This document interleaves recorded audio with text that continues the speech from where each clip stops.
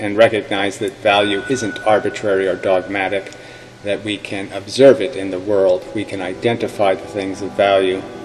And clearly the biggest argument between us is the fact that I, as a conscious organism, have realized that one of the most obvious and substantial and intrinsic, and perhaps the only intrinsic thing of value, is the welfare of a feeling thing, the capacity to torture something. If you take the capacity to torture out of an equation, it becomes an easy equation. The price is real that we're paying for whatever this robotic silly game is we're playing.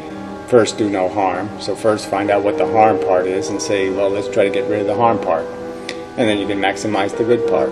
It's any efficiency equation, any mechanical, you view an engine or anything you're trying to fix or you're trying to improve. Well, first you find out where the waste is, you find out where the bad stuff is, and you correct it. And then you try to maximize or optimize the good stuff. I see the question as being one of simply finding the value. And I'm saying, when I look at the whole entire universe, the only thing in value in it, okay, is the welfare of a feeling creature. I've said it 7 million times. If you think something else is of value, I can't see it. Agency of a retard is valuable. No, it isn't.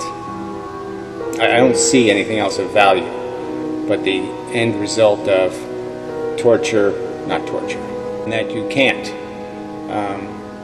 logically defend imposing the price for your life on somebody else. If you're not paying, then you shouldn't be playing. So it is an important question of consent, and it's an important question of imposition in terms of an ethical question regarding value. You're only a taker if you're stupid. It's just a fact. It's a huge vacuum in your knowledge base when you don't understand the responsibility not to make a mess, not to shit in other people's living rooms, all that kind of simple stuff.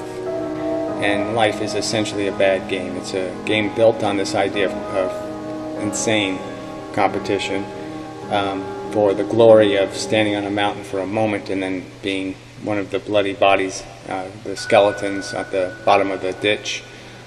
We all get wiped out by the acid. It's just about how and when, and it can't be played. It's a stupid game, and all through it is all kinds of unconsensual impositions that just make it unethical besides rationally stupid.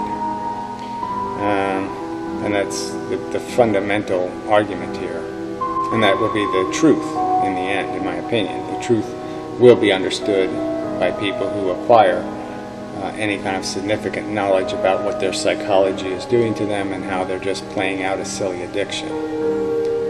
Silly notions of value, not rational understandings of value. Emotional definitions of value, not intellectual definitions of value. Fundamentally, evolution is change. It doesn't have an end, theoretically. It's perpetual change. There'll always be a tug of war, so to speak, in which way change and evolution goes. So there's no such thing as, maximized to some direction. We completely break the mechanism of evolution. We're no longer doing the survival of the fittest thing. And the truth will be found, and that's what knowledge does. It finds the truth over time.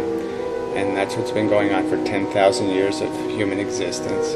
And we're finally at a point where intelligent human beings can recognize what's really happening to us and how we're being victimized by this Borg of addiction and desire, and that this is a redundantly stupid play of need, make a mess, clean up a mess.